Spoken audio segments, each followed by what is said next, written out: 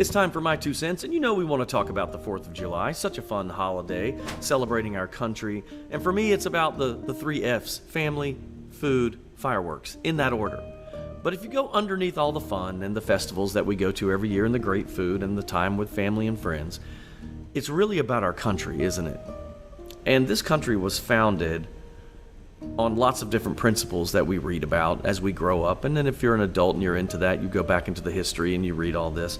And the one line that always stood out for me is that all men are created equal. And I feel like our country is so divided right now. It is the worst I've ever seen it in my life. I think it's probably the biggest division that this country has faced in hundreds of years. And I still think back to what the forefathers and the people that came here first wanted to do.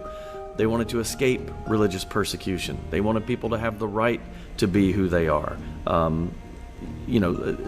Again, we hold these truths to be self-evident, that all men are created equal.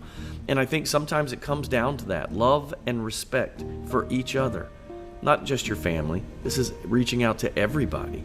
And I think if we pull those basic principles back in from the hundreds of years where they were first written down, it's still true. It's what our country is based on. It's what our country needs to hold on to as it moves forward. So as you celebrate this 4th of July, have fun with all the good things. But remember, underneath it all, we're still the greatest country in the world, and we need to remember that and come together with love.